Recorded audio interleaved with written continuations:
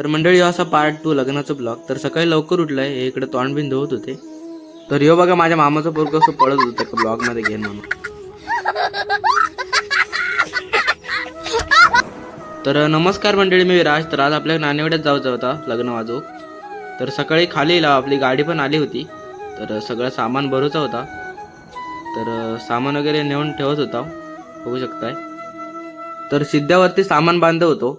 तर मंडळी इथं आम्ही जेवूक आला होता. तर तुम्ही बोलशाल सकाळी सकाळी जेवण. तर हा मंडळी आमका सकाळी जेवण वाढलं होता. टाइम बघू शकताय तुम्ही.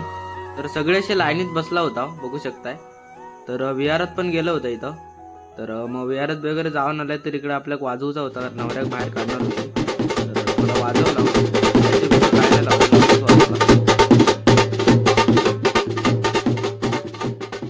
मग तिकडे वाजवला आणि मग आपल्या नंतर जाताना मॅजिक मध्ये वाजवूक सुरुवात केला.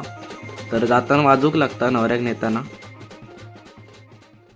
मंडळी आम्ही येऊन पोचलो नाणेवडे बोधवाडीत. तर डायरेक्ट मग नवरीच्या घरी जाण्यासाठी निघाला. तर सामान वगैरे पण उतरवून घेतला. तर डायरेक्ट मग आपला सामान लावूचा होता, मग स्टँड वगैरे खोलून घेतला. तर लग्नाचा वराड बघू शकता तुम्ही किती आला होता.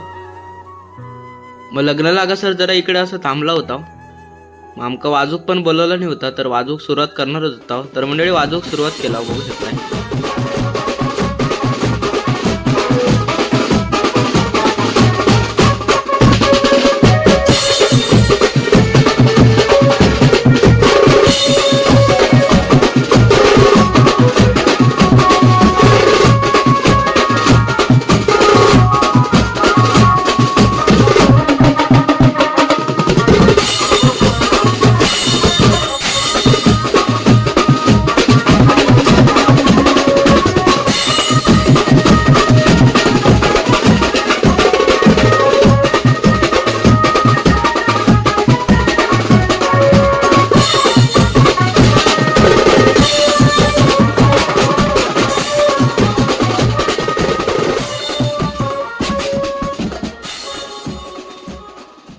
तर मंडळी वाजवून तर झाला होता. मग डायरेक्ट गेला जेवूसाठी. तर आमका काही जागाच भेटली नाही. गर्दी बघू शकता तुम्ही खूप होती.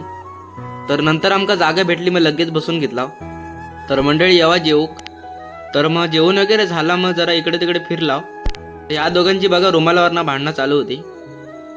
तर तेवढ्यात आपली मॅजिक पण आली होती. मग सामान वगैरे भरून घेतला. तर इकडे हे काका गाणं बोलत होते, बघू शकताय.